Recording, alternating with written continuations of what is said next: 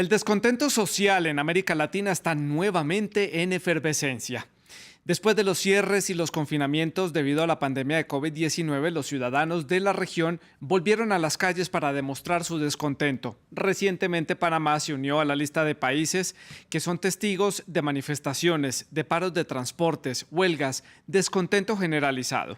La razón puede ser tal vez el lento despegue de las economías de los países de la región, la inflación, la inseguridad, la incertidumbre política, los cambios políticos y la falta de liderazgo regional, solo por mencionar algunos de los aspectos. La disminución también en la capacidad adquisitiva que impacta directamente en el consumo, en el bolsillo de los ciudadanos latinoamericanos, el crecimiento moderado de las economías, pero sobre todo la falta de empatía por parte de las autoridades. Con matices diferentes, el reclamo en el fondo es esencialmente el mismo. El gobierno parece, o los gobiernos parecen, no entender o escuchar los reclamos de los que están en las calles. Dicen que hay una desconexión entre los estados, los gobiernos y la ciudadanía. ¿Cómo alcanzar entonces una sintonía entre las partes?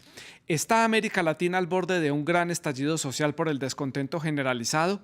¿Podrán entonces los cambios políticos dar un poco de tranquilidad, marcar un rumbo, marcar un norte y sobre todo marcar un nuevo liderazgo político en la región?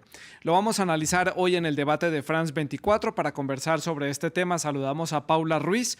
Ella es directora de la Escuela de Relaciones Internacionales de la Facultad de Finanzas, Gobierno y Relaciones Internacionales de la Universidad Externado de Colombia. Ella se encuentra en la ciudad de Bogotá, en la capital colombiana.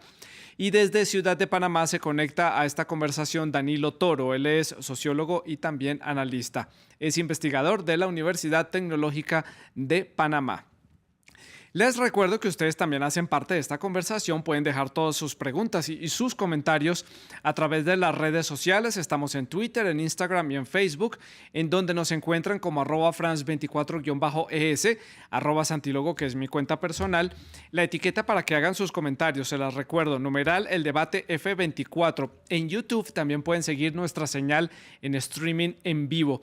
También aprovecho para saludar a las personas que nos están escuchando a través de nuestro podcast. Nuestro contenido ya está disponible en diferentes plataformas. Nos encuentran en Apple Podcast, en Spotify, en Deezer y en TuneIn. Comienzo entonces el debate y simplemente para conocer puntos de opinión para la partida o punto de partida de nuestro programa, le doy entonces la bienvenida a Paula Ruiz en la ciudad de Bogotá, en Colombia. Y Paula, punto de partida para conocer opiniones generales de la situación que hay en América Latina, porque vemos que los países presentan diferentes tipos de manifestaciones. Unos son por los transportes, otros son por los incrementos en los precios de la canasta básica, pero hay unos puntos en común: la inflación, la inseguridad y un descontento generalizado. ¿Está América Latina al borde de estallar en las calles por un reclamo en conjunto, un reclamo ciudadano en conjunto? Bueno, muy buenas tardes, Santiago. Muchas gracias por la invitación. Bueno, yo creo que Bueno, perdimos la señal con Paula en la ciudad de Bogotá. Paso entonces a darle la bienvenida a nuestro segundo invitado. Mientras vamos restableciendo la conexión con Paula, Danilo Toro, como lo decía, se encuentra en Ciudad de Panamá. Danilo, muchas gracias por acompañarnos en el programa. La misma pregunta que le estaba haciendo a Paula como punto de partida. ¿Está la región de América Latina en un punto de ebullición? ¿Se está gestando un quiebre, un rompimiento, un estallido a nivel de la sociedad latinoamericana por múltiples reclamos a los gobiernos? Sí, buenas tardes. Un placer estar con ustedes. Y lo que puedo contestarte a la pregunta es que efectivamente América Latina está viviendo un momento de estallido. Pero ojo, no confundir el chispazo, la encendida, el detonante con los problemas estructurales. Lo que tenemos hoy día, a lo que hemos llegado, no es por lo que está ocurriendo en este momento. En el caso de Panamá, como en el caso de varios países de América Latina, a mi criterio hay un acumulado de catastrófica historia en la que hay una serie de factores que preparan, construyen, montan este escenario en el que inevitablemente se llega con desbordes, con desequilibrios, con inestabilidad, con desgarre social, con ruptura. Así que lo que estamos enfrentando ahorita son las chispas de encendido, no el problema estructural, que es lo que está explotando. Es un poco como si viéramos el corte a lo largo de un volcán, ¿no? Sí, vemos la erupción, la lava, las piedras, el humo, el fuego, pero antes de que eso se diera, hubo una acumulación de gases. Bueno, ese proceso de acumulación Sí. se dio durante la última década de Panamá. Sí, Danilo, le voy a dar paso entonces a Paula para conocer la opinión de ella de este punto de partida y le dejo sobre la mesa la siguiente pregunta y es que vayamos entonces mirando de forma de fondo, de estructura, qué es lo que está molestando a los ciudadanos latinoamericanos de fondo, qué tienen en común las sociedades en México, en Panamá, en Colombia, en Perú, en Argentina, incluso en Brasil, para que vayamos entonces armando la estructura de lo que puede llegar a ser este descontento general en la región. Paula, de nuevo, bienvenida al programa. Nos estaba contando entonces cuál es su opinión sobre esta posible estallido en las calles de los ciudadanos latinoamericanos por múltiples factores. Ya lo decía Danilo, hay muchos aspectos, pero de fondo es una acumulación de cosas. ¿Cuál es su opinión?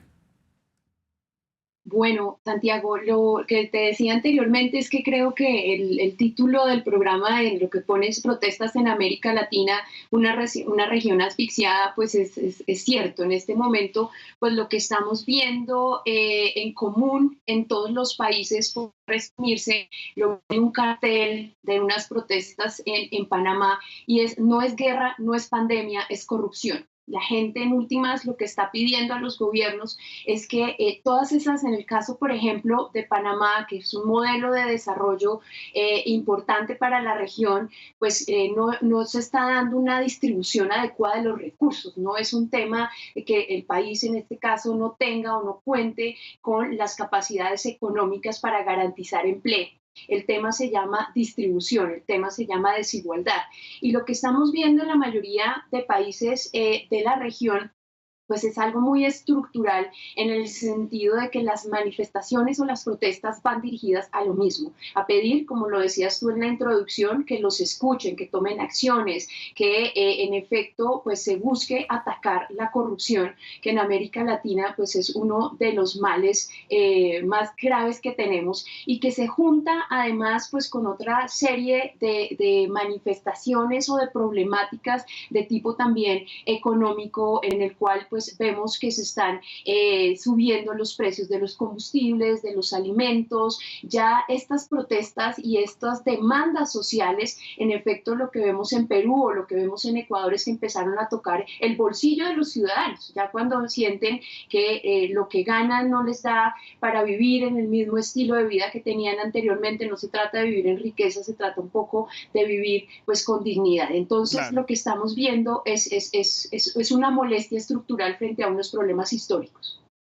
Paula, una molestia estructural, pero ¿qué tanto hay acá de una molestia, como dice Danilo, por una acumulación de hechos que vienen dándose a lo largo de los años, de escándalos de corrupción, de economías que no logran despegar o lo hacen por unos cuantos años y vuelven y caen en los espirales de la recesión?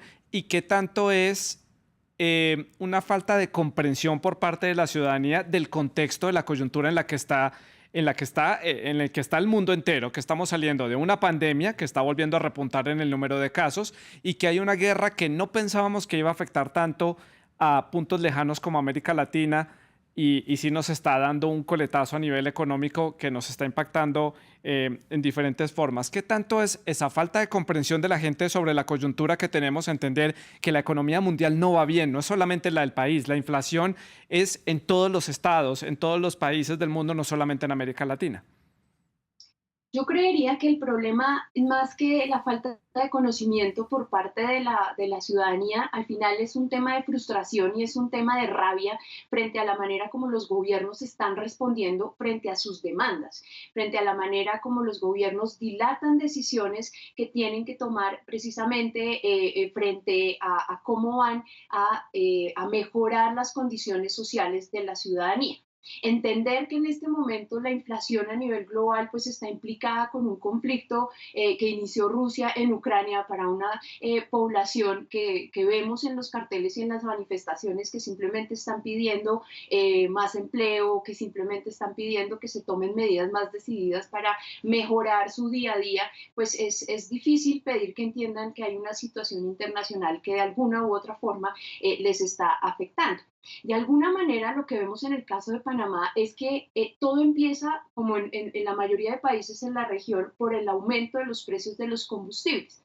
En el caso de Panamá, observamos que aún así el gobierno revocó la medida. Entonces nos preguntamos, ¿y por qué siguen entonces las protestas? ¿Por qué se unen los maestros? ¿Por qué se unieron los trabajadores de construcción? ¿Por qué se unen indígenas? ¿Por qué se unen otro tipo de sectores e industrias que también tienen demandas? Y lo que vemos es que pues va más allá de un tema económico. Lo que estamos viendo es simplemente cómo se empiezan a juntar factores económicos, políticos, frente a unas necesidades sociales que no han sido atendidas, Sí. digamos, pues de manera asertiva. Un escenario muy similar lo veíamos en Chile hace un par de años. El incremento en el pasaje del metro de Santiago fue el punto de estallido de esta gran oleada de manifestaciones que llevó al escenario en el que estamos ahora, a un cambio de la constitución del país, precisamente por un descontento a todo nivel que involucró no solamente a estudiantes, a campesinos o grupos indígenas, sino a diferentes sectores también del sector industrial en Chile. Regreso con Danilo en la ciudad de Panamá para preguntarle y retomar la pregunta que habíamos dejado sobre la mesa y ver esos puntos estructurales, que usted dice que hay un hartazgo que viene con el paso de los años y Panamá es en este momento el país que está dando una mayor evidencia de eso. Manifestaciones vemos en varios países, en Cuba, en México, en Perú, hace pocos días precisamente por el aumento también del precio del combustible. Pero entonces, ¿cuáles son esos problemas de fondo, Danilo? Bien, en primera instancia hay que tener presente que lo que estamos viendo son los chispazos, son los encendidos, es el momento en que algo derrama el vaso ya copado de líquido. Y eso hay que diferenciarlo del problema estructural. El problema estructural que tiene Panamá, ¿cuál ha sido? La inequidad. Es un país que históricamente ha tenido terribles inequidades. Muchos tienen muy poco y muy pocos tienen mucho. Un país con un Producto Interno Bruto considerable, un país con una distribución de riqueza terriblemente distribuida. Y te encuentras con importantes proporciones de población que se han visto desprovistas de las necesidades básicas, de poder cubrir sus necesidades básicas, pero no en el último año, no en la última crisis, no en la última Sí. pandemia, no, a lo largo de décadas. ¿Qué hacía que antes no ocurriera este movimiento? Había un colchón de tolerancia que había formas de pasar ciertas situaciones apremiantes. De alguna u otra forma se encontraban salidas porque el crecimiento económico tenía una derrama que salvaba a otros sectores. ¿Qué ocurrió con la pandemia de COVID? Que trajo una catastrófica situación económica y sometió al desempleo a una importante proporción de personas. Y a otras la llevó al empleo económica. En estas condiciones, la tolerancia a la corrupción, Danilo, estamos teniendo problemas para entenderle la idea. Hay un problema con la conexión. Tal parece que hoy la tecnología no está de nuestro lado. Va a pedirle a las personas del área técnica que revisen su conexión, por favor, porque no le estamos comprendiendo la idea completa de lo que está diciendo. Mientras tanto, continúo entonces con Pablo en la ciudad de Bogotá, mientras el área técnica revisa esta conexión a ver qué podemos solucionar para tener un programa un poco más fluido. Paula, retomo entonces la comunicación con usted en Bogotá. No sé si la pregunta que le voy a hacer tiene una respuesta puntual, pero me llama la atención entender cómo es la América Latina que estamos construyendo. Una América Latina en donde están estos reclamos de desigualdad, están estos reclamos la necesidad de tener una mejor representación por parte de los gobiernos, donde el espectro político va y viene de un gobierno a otro, donde no hay una continuidad en los proyectos, ¿qué clase de región es la que estamos construyendo? Claramente no va por buen camino si lo que se ve en las calles son solamente reclamos y mejoras y se piden cambios urgentes. Bueno, Santiago, aquí lo interesante de todos los casos que se mencionan, el de Ecuador, el de Perú, el de Panamá, anteriormente pues también mencionabas el de Chile, es que lo que estamos observando es que se están viendo cada vez más en la calle unas manifestaciones muy espontáneas por parte de la sociedad civil y no necesariamente hacen parte de ellas unos gremios específicos o unos representantes, sino que absolutamente todos salen a las calles, todos tienen algo que manifestar, tienen algo que pedir, tienen algo que reclamarle a sus gobiernos. En el caso de los países de América Latina, ha habido, digamos, históricamente un reclamo alrededor, por ejemplo, de solucionar unos problemas que están muy relacionados a lo que ha sido la evolución social de nuestros países, y lo mencionaba el profesor antes de que se le fuera la señal, y son los temas de pobreza, son los temas de desigualdad. Y por eso, digamos que las demandas van dirigidas a tomar medidas urgentes para luchar contra la corrupción. Uno de los temas de lo que vemos pues, en América Latina es que pues, tenemos unos ciclos de crecimiento muy marcados. A principios de este siglo, por ejemplo, fue un momento positivo para la economía de casi todos los países latinoamericanos, pero después, cuando llega la pandemia y crisis económicas y demás, pues lo que vemos es que en efecto esos tiempos dorados pues no prosperaron, no hubo ahorro, no hubo inversión, por lo tanto pues estamos empezando a ver esas consecuencias. La gente lo que simplemente está buscando y lo que vemos en todos estos casos es que el Ejecutivo está bajo la mira. En el Sí. caso de Perú, pues vemos que uno de los reclamos que hacen los manifestantes es que se ha rodeado de ministros que están poco cualificados para los cargos para los cuales los quiere poner. Lo que estamos viendo en el caso también de Perú es que pues, se toman a veces medidas represivas que van en contra de las libertades de los individuos. Entonces, sí estamos viendo, pues es simplemente, como lo dije anteriormente, una frustración generalizada frente a ver Sí. que hay muchas promesas, pero nada cambia. Paula, creo que ya retomamos también la conexión con Danilo. Le hago la misma pregunta a los dos. Esto son unas manifestaciones que tienen un componente generacional. ¿Qué tanto hay de componente aquí de generación? ¿De jóvenes pidiendo mejores condiciones o es un llamado general de la ciudadanía de cada uno de estos países? Danilo, ¿qué piensa al respecto? No percibo una situación de jóvenes, no percibo, veo a todos, desde el punto de vista de grupos de edad, los veo a todos comprometidos en una situación bastante homogénea. Las diferencias sí las veo desde el punto de vista del sector social. Lo nuevo acá es que las capas medias están más involucradas en este tipo de reclamos, porque se han visto pauperizadas, se han ido empobreciendo desde COVID para acá de una manera muy acelerada, y eso ha estimulado esta especie de intolerancia a las fallas, a las imprudencias, a los desplantes, a la corrupción, a los errores, a las imprudencias desde la administración del Estado. Entonces, hay una capacidad de respuesta de los gobiernos. ¿Por qué? Porque hacen culto de la improvisación, porque la corrupción, la cultura de corrupción los ha cegado, porque existe una fragmentación política y hay una dispersión política, y entonces eso hace que las oportunidades de liderazgo se vean cada vez más difíciles de poder distinguir. Surgen liderazgos opresivos o liderazgos fugaces o liderazgos muy débiles. Hay también una sensación de inseguridad, Sí. tanto desde el punto de vista económico como desde el punto de vista social. Ese es un tema que vamos a analizar más adelante, lo tengo para verlo en nuestra agenda. Paula, su opinión sobre este tema generacional. Usted como colombiana, no sé si tenga la misma impresión que en Colombia vimos este estallido social que tuvo un particular foco en la ciudad de Cali, que es una de las 3 ciudades más importantes del país, pero antiguamente Colombia o unos años atrás, en Colombia no era habitual la protesta, no era habitual que la gente saliera a las calles a manifestarse de la manera como lo hicieron en ese estallido que tuvo que enfrentar el presidente saliente Iván Duque, porque tradicionalmente en Colombia protestar era de izquierda, era de comunista, era de los guerrilleros. Aquí hay un cambio de generación, hay un cambio de perspectiva, por lo menos en el caso colombiano. En otros países es más habitual. En Argentina la protesta es mucho más normalizada, digámoslo así, dentro de la sociedad argentina.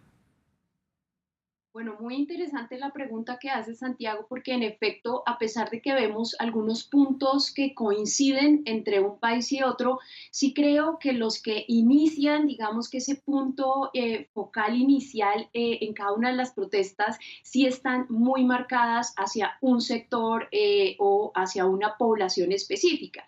En el caso, por ejemplo, que tú mencionas en Colombia, pues son protestas que inician principalmente por los jóvenes que reclaman una falta de oportunidades frente a temas de educación y frente a temas de empleabilidad, a la cual se unen otros gremios y se unen pues otros grupos. En el caso, por ejemplo, de Ecuador, pues veíamos que fueron los líderes indígenas los que iniciaron estas primeras manifestaciones ante las subidas de los precios de los combustibles, pero a los cuales también se empiezan a unir otros sectores demandando otro tipo de cuestiones sociales. En el caso de Panamá, pues vemos que es iniciado un movimiento por los transportadores, al cual también se le terminan uniendo otros grupos, pero siempre, digamos, hay un inicio, hay un punto que es como lo decía el profesor, hay una mecha que estalla todo, pero a través de la cual terminan permeándose los demás. En el caso de Panamá, por ejemplo, es muy interesante ver que lo que se está pidiendo es simplemente una mesa unificada de diálogo, una mesa en la cual participen los gremios, los sindicatos, los jóvenes, las organizaciones empresariales, una mesa alrededor de la cual esté auspiciada por la iglesia, que es bastante interesante porque no se están cerrando pues a esos canales de diálogo, pero sí que digamos que es interesante lo que preguntas de quiénes son los protagonistas en cada una Sí. de las protestas, y sí que vemos que en cada país sí hay unos protagonistas, a pesar de que se vuelve masivo y hay una representatividad de la sociedad, porque sí hay representaciones de distintos grupos, sí digamos que los que inician, los que siembran la primera semilla frente a esas manifestaciones, pues sí están muy caracterizadas en cada país. Claro, muy particular. Y eso me lleva como al siguiente bloque del programa y es el otro lado y es el Estado. ¿Cómo responde el Estado de cada uno o los gobiernos de cada uno de estos países? Danilo, usted hablaba de la capacidad de respuesta que tienen y vemos que la mayoría de los gobiernos de la región han promulgado medidas de gasto precisamente para dar más subsidios, para dar ayudas económicas y es más gasto, más dinero, pero ¿esto qué tan sostenible puede ser? Esto es simplemente una medida, no sé cómo lo vea usted, a mediano o corto, muy corto plazo, porque pues estas no son economías que tengan grandes capitales para estar gastando, porque la necesidad de inversión en otras áreas es mucho más importante. ¿Cómo lo ve usted, Danilo? Ojo, en el caso de Panamá, el chispazo fue por un lado de capas medias, grupos magisteriales sobre todo, grupos de docentes, de profesores, que han tenido una larga dinámica de fricción con los gobiernos y en el interior del país. A ellos se les sumaron otro tipo de organizaciones de capas medias. Y a lo interno de quienes protestan también hay contradicciones y diferencias. No es un movimiento homogéneo. ¿Qué tienen en común? Todos tienen un enorme disgusto frente al Estado, un enorme disgusto frente a la insatisfacción que el Estado les encara por no cubrir necesidades básicas, por el desempleo, por no pagar, por no poder pagar lo costosa que es la vida hoy día, por no tener salidas. Y la corrupción ahora resulta grotesca, aunque fuese menor que antes posiblemente. No es que ahora haya más corrupción, es que la corrupción es percibida como grotesca, como ofensiva, como opulencia tirada a la cara de la gente en situaciones en que la gente sufre carestía. Entonces hay una institucionalidad muy débil, hay un Estado muy débil, hay un Estado que no es capaz de responder con políticas públicas debidamente sostenidas. Hay una atmósfera de administración saturada de improvisación. Sí. Entonces, con la pérdida de esta estabilidad, los gobiernos, como el caso de Panamá, han sido lentos, han apostado al tiempo, han apostado a todo truco, incluso a la discusión histórica de si esto es un levantamiento de la izquierda. Bueno, esto funciona como los huracanes. Succionan toda clase de nubes alrededor, atraen posiciones políticas de distintas ideologías, actores de distintos tipos, incluso hasta la criminalidad organizada. Pero en el fondo hay una realidad. Hay un proceso de degradación, de degeneración social que implica también degradación y degeneración económica. Y el Estado no muestra la capacidad de poder atender necesidades básicas de la gente. Claro. Entonces, esto genera más ansiedad y más incertidumbre, con lo cual tienes el terreno fértil para que se incremente el freno económico. No hay nada más espantoso para la actividad económica que... Paula, ya le voy a dar la palabra, voy a hacer la ronda a la inversa, voy a continuar con Danilo precisamente preguntándole por quiénes se pueden ver beneficiados por estos momentos de manifestaciones, de descontento, de incertidumbre. ¿A quién beneficia? Aquí siempre tiene que haber un ganador y un perdedor en este tipo de situaciones. ¿Quiénes están beneficiados? A dos tipos de grupos. Uno, los más organizados, y dos, los que tienen el cálculo político mejor planteado. Yo soy de la opinión que hay campañas políticas que se han ganado con meses y hasta años de anticipación. Y soy de los que piensa que lo que ocurra en Panamá en este momento ya está definiendo la suerte electoral, aun cuando no tengamos candidato. ¿Qué significa eso? Que como ocurrió en Chile y posiblemente como haya podido haber ocurrido en Colombia, la suerte electoral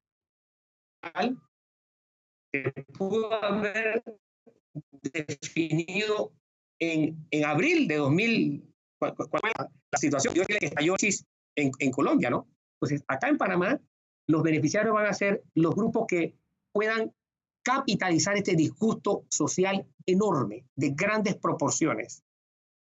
Los partidos tradicionales no muestran estar en sintonía con la sociedad, no muestran ser empáticos, al contrario, arrastran toda una serie de acusaciones en materia de corrupción, de desconexión con la sociedad, de oportunismo político. Así es que podrán ser organizaciones políticas que todavía no se perfilan como políticos u organizaciones que puedan perfilarse con alguna opción política. Sí. En primera instancia podrían estar los grupos de izquierda, pero no son los únicos necesariamente. También podrían estar grupos de una derecha extrema o de una derecha simplemente. Claro. El punto aquí es capitalizar el discurso si es una coherente, sostenida, sustentable de una organización. Y pienso que ahora se comienzan a dar las bases de ese triunfo. Desde el punto de vista social, hay muy pocos actores que ganan. El prestigio de quienes están mediando en esto, que son la iglesia, principalmente la iglesia católica, la iglesia anglicana, se está jugando, porque hay un debate, hay actores que no se sienten representados en la mesa que está en conversaciones ahorita mismo. Todo el sector privado exige participar de esas conversaciones y no lo consigue. El sector privado se siente ya como un potencial perdedor de lo que está ocurriendo. No así el sector organizado desde el punto de vista sindical y de ciertos gremios o organizaciones populares. Tienen abierta una posibilidad de identidad y una posibilidad de lucha que los acerque al favor y al reconocimiento del liderazgo desde el punto de vista social. Paula, su opinión sobre este tema, sobre quiénes pueden ser beneficiados, esta oportunidad para capitalizar posiciones a nivel político, también en otros sectores, y esa incertidumbre política que hay también en la región, sobre todo con algunos países como por ejemplo Brasil, en donde van a ir a elecciones a final de año, Colombia, que dio un giro político completamente histórico, pero bueno, usted como colombiana sabe mejor que nadie que Colombia es el país de hay que esperar a ver qué pasa, entonces el país vive esperando a ver qué pasa. ¿Qué tan fuerte es este sentimiento de incertidumbre para aumentar este tipo de descontento? No saber cuál es el rumbo que van a tener los países. Bueno, pues yo creo que aquí la palabra de moda siempre ha sido el tema de la incertidumbre, ¿no? Frente a cómo se van dando las cosas efectivamente y cuáles son pues las decisiones que los gobiernos de turno van tomando para calmar pañitos de agua tibia, como decimos acá, un poco pues de estas medidas. Sin embargo, pues quienes ganan evidentemente son apuestas de tipo político que se hacen frente a tratar de generar esa incertidumbre o de tratar de generar pues ese malestar frente a lo que está sucediendo. Pero digamos que aquí también hay una cosa importante que no hemos mencionado y es que en últimas también la manera como los gobiernos están respondiendo a esas protestas es lo que termina generando también pues ese grado de molestia y de insatisfacción. En el caso pues, de Colombia lo vimos en algunas ciudades, algunos mandatarios locales y en el caso de Perú, el presidente Castillo pues tomó la decisión de hacer un toque de queda, algo, una medida que para muchos pues fue extrema, las imágenes que estamos viendo pues también de el uso o el exceso de la fuerza para calmar esas manifestaciones pues en efecto no ayudan a fomentar el diálogo ni a encontrar esos canales que permitan entender cómo poder encontrar pues un camino que dé respuesta a esa múltiple cantidad de requerimientos que se hacen desde la sociedad en términos sociales, en términos de educación, en términos de salud. En el caso, por ejemplo, pues de lo que vemos el catálogo de reformas que se está proponiendo, que proponen los que se quieren sentar a la mesa de negociación en Panamá, incluyen, por ejemplo, reducir los costos de la canasta básica, incluyen designar un porcentaje importante del PIB en materia de educación. Entonces, en el caso de Colombia, pues lo vimos muy claro. Quien Sí. terminó beneficiándose de esas manifestaciones, pues es el gobierno que llega actualmente al poder con un discurso de cambio, de transformación, de no queremos más de lo mismo y por lo tanto, pues la política finalmente termina Claro. haciéndose en este tipo de actos. Y en unos porque actúan y en otros porque no actúan. Caso México, en donde al presidente Andrés Manuel López Obrador le critican mucho su falta de acción frente a los temas de seguridad y al avance que han tenido los carteles del norte del país y el tráfico de drogas y cómo han tomado fuerza y la muerte de los periodistas y también los feminicidios, un tema que está prácticamente fuera de control en México. Vemos a las mujeres manifestándose en las calles pidiendo mayor seguridad y políticas para ellas y el gobierno simplemente no hace absolutamente nada. Esas son las críticas de la sociedad mexicana. Me quedan pocos minutos para finalizar el programa, para hacer la conclusión. Quisiera conocer entonces, Paula y Danilo, su opinión. Si estamos, para concluir el programa, si estamos ante un punto de quiebre de la historia latinoamericana, si esto va a generar un rompimiento, un quiebre a nivel político que la sociedad va a forzar precisamente para defender sus intereses a raíz de estas protestas y manifestaciones de todo tipo que vemos en los diferentes países de América Latina. Danilo, por favor, muy puntual. Yo sí creo que estamos frente a un punto de quiebre por tres razones. La primera, porque la gente se está autoconvocando.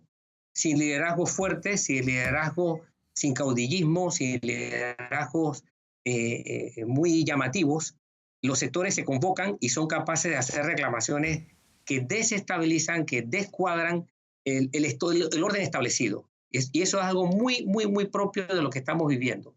Segundo, porque el nivel de tolerancia social ha bajado a un punto increíblemente mínimo, con lo cual la gente a veces ni siquiera se detiene a medir las consecuencias de lo que exige. Y la reclamación puede causar profundo desajuste, Sí, no le está preocupando grandemente a la razón de lo que está viviendo ahorita. Hay como una especie de, si ya he perdido tanto, pues ¿qué me cuesta perder algo más? Y tercero, porque la expectativa de mejoría de la gente no alcanza grandes elucubraciones. La gente no se pone a pensar, bueno, ¿y de dónde va a salir el recurso para tal cosa que estoy pidiendo o para tal otra cosa que queremos? No. Hay un grado de exigencia, de responsabilidad a los sí. estados, a los gobiernos, que es increíblemente alto. La responsabilidad de resolver los problemas históricos y las coyunturas de crisis le ha llegado a los gobiernos de Sí, una Danilo. manera implacable. Así que así te lo puedo decir. Por esos tres factores creo que estamos en un punto de quiebre. Y Paula, su opinión, su conclusión para el cierre. ¿Estamos ante un punto de quiebre de la sociedad latinoamericana? Bueno, yo creo que ese punto de quiebre ya empezó hace mucho. En el año 2019 creo que Chile empezó ese liderazgo y como en un efecto dominó, los otros países de la región pues han seguido, digamos, en esa línea. Estamos entonces ante un momento en el cual hay una mayor veeduría ciudadana, en un punto en el cual, en efecto, como lo dice el profesor Danilo, pues la ciudadanía se está movilizando de manera autónoma y no necesariamente alrededor de intereses políticos, simplemente se está moviendo porque está viendo afectada su calidad de vida, está viendo afectado su día a día y por lo tanto, pues eso implica y exige cambios de parte de los gobiernos que lamentablemente pues no han estado a la altura de esas transformaciones ni esos cambios, Sí. gobiernos y partidos políticos tradicionales que se tienen que repensar, que tienen que reajustar sus procesos y ser mucho más transparentes en la manera como toman las decisiones y en la manera como involucran a esos ciudadanos que están altamente molestos y frustrados frente a las decisiones que Sí. se están tomando y a que nada cambia. Pues a Paula Ruiz y a Danilo Toro les agradezco mucho por haber hecho este análisis, este tema complejo con múltiples aristas, pero que vamos a seguir poniéndole la lupa para tratar de entender conforme se vaya desarrollando en nuestra región, en América Latina. Muchas gracias por haber estado con nosotros. Ustedes también muchas gracias por la sintonía y pueden seguir con la programación de France 24.